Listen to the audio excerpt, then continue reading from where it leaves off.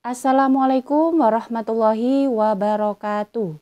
Kembali lagi di channel saya, Welinda Ahmad. Apa kabar Anda semuanya? Semoga Anda selalu dalam keadaan sehat walafiat dan dilancarkan segala urusannya serta dimudahkan rezekinya. Nah, di video kali ini saya akan membahas informasi mengenai tentang ada kabar penting di hari Selasa tanggal 21 Juni tahun 2022 ini. KPM PKH wajib mengerti dan mengetahui perihal kabar penting ini. Simak video ini sampai habis, jangan di skip agar tidak menimbulkan gagal paham. Dan bagi Anda yang baru bergabung di channel ini, saya ucapkan selamat datang dan terima kasih. Saya mohon dukungannya kepada Anda semua untuk terus dukung channel ini dengan cara klik tombol subscribe, aktifkan notifikasi loncengnya agar Anda mengetahui setiap saya mengupdate info-info terbaru. Kemudian, jika Anda suka, silakan di-like dan di-share ke berbagai media sosial Anda. Baik sahabat YouTube, patut Anda ketahui bahwasanya Kementerian Sosial telah membagi PKH dan BPNT kepada 3 dirjen, yakni yang pertama adalah Dirjen Rehabilitas Sosial, yang kedua Dirjen Perlindungan dan Jaminan Sosial, yang ketiga adalah Dirjen Pemberdayaan Sosial, yang mana di setiap dirjen-dirjen tersebut terdapat pendamping yang akan mendampingi KPM-KPM tersebut, yang mana pendamping rehabilitas sosial, kemudian yang kedua pendamping perlindungan dan jaminan sosial, dan yang ketiga adalah pendamping pemberdayaan sosial. Nah, di sini Anda patut menyimak tentang masuk di pendamping manakah atau didampingi oleh pendamping manakah Anda nanti ke depannya. Mari simak video ini hingga habis.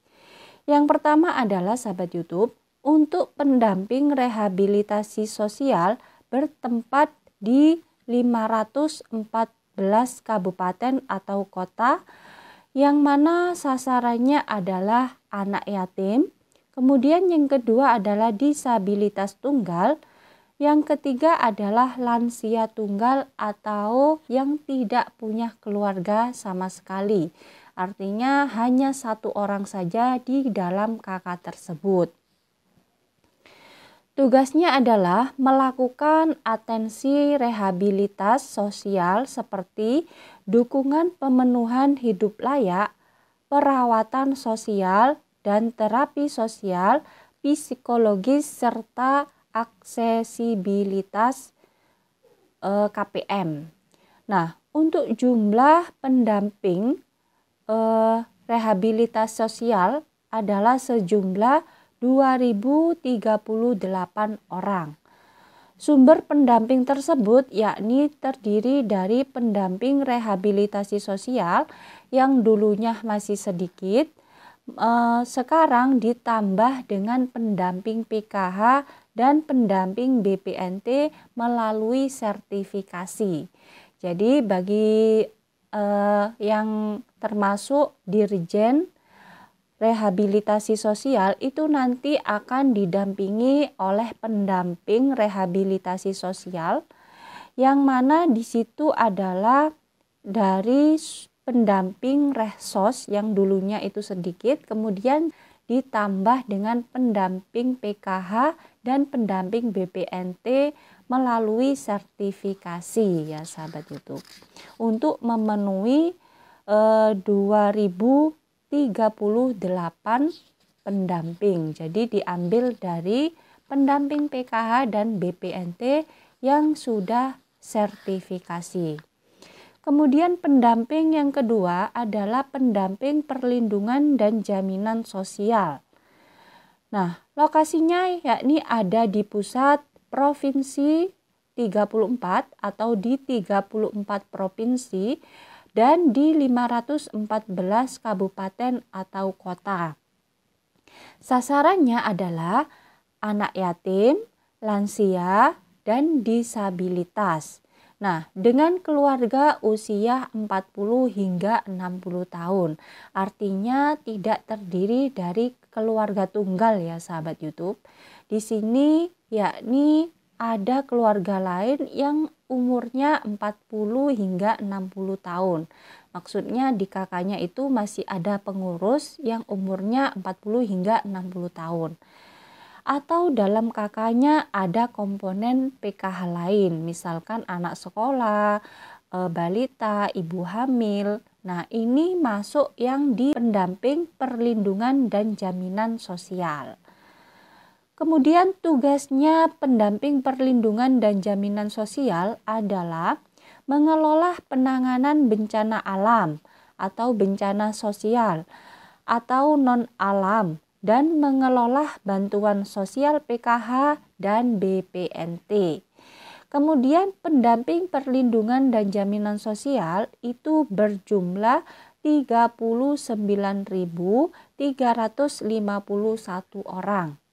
Sumbernya diambil dari pendamping PKH, Korek atau koordinator regional, Korwil, koordinator wilayah, Korkap atau Korda, terus administrator pangkalan data atau operator baik pusat atau daerah. Nah, itu ya sahabat YouTube untuk memenuhi sejumlah 39.351 pendamping Linjamsos, maka diambil dari pendamping PKH, koordinator regional, koordinator wilayah, Korkap atau Korda, administrator pangkalan data, atau operator baik pusat maupun daerah. Kemudian yang ketiga adalah pendamping pemberdayaan sosial, khusus untuk menangani keluarga muda di bawah 40 tahun ya sahabat YouTube. Jadi ini nanti akan didampingi oleh pendamping pemberdayaan sosial. Lokasinya adalah kecamatan. Jadi proses penempatan pendamping daya sos ini adalah di setiap kecamatan. Tugasnya adalah untuk mengentaskan kemiskinan melalui penguatan dan pemberdayaan serta pendampingan kewirausahaan, pelatihan vokasional, infrastruktur, sosial, ekonomi. Jumlahnya adalah 14.598 orang. Sumbernya adalah dari TKSK, pendamping KAT, pendamping Prokus, supervisor SLRT, fasilitator Puskesos, koordinator provinsi. Nah, itu semuanya adalah pendamping pemberdayaan sosial. Jadi pendamping PKH sekarang itu dibagi, ada yang menjadi pendamping Resos dan ada yang menjadi pendamping Linjamsos. Kalau pendamping Resos itu melalui sertifikasi. Sedangkan pendamping TKSK itu masuk pada pendamping pemberdayaan sosial. Selain pendamping tiga tersebut sahabat YouTube, ada yang namanya pendamping relawan sosial. Nah, relawan sosial ini sumbernya dari yang pertama Tagana, yakni berjumlah 26.188 orang. Kemudian yang kedua adalah pelopor perdamaian berjumlah 1.000 orang. Kemudian yang ketiga adalah Karang Taruna berjumlah 50.965 lembaga. Kemudian yang keempat, pekerja sosial masyarakat atau PSM berjumlah 68.008 orang. Kemudian yang kelima, penyuluh sosial masyarakat berjumlah 1.465 orang. Nah, itu semua adalah penataan pendamping sosial berdasarkan SOT yang baru di Kementerian Sosial. Jadi, perlu Anda teliti lagi dan diseleksi apakah Anda termasuk di salah satu pendamping yang mana. Nah, silakan diseleksi masing-masing. Jika Anda termasuk adalah anak yatim tunggal, kemudian disabilitas tunggal, kemudian lansia tunggal, maka nanti akan didampingi oleh pendamping rehabilitas sosial. Kemudian jika umur Anda adalah 40 tahun ke atas hingga 60, maka pendamping Anda adalah pendamping perlindungan dan jaminan sosial. Kemudian jika Anda termasuk golongan keluarga muda atau umur 40 tahun ke bawah, maka Anda masuk pada pendamping atau didampingi oleh pendamping pemberdayaan sosial. Nah, ini termasuk penataan pendamping sosial berdasarkan SOTK yang baru di Kementerian Sosial. Jadi Anda bisa meneliti masing-masing termasuk di pendamping yang manakah. Nah, itu saja sahabat YouTube informasi yang bisa saya sampaikan. Semoga bermanfaat bagi Anda semua.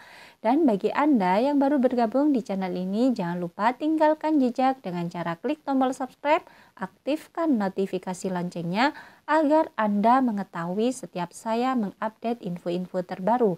Kemudian jika Anda suka, silakan di-like dan di-share ke berbagai media sosial Anda. Dari saya, wallahul muwaffiq ila aqwamit thoriq. Wassalamualaikum warahmatullahi wabarakatuh.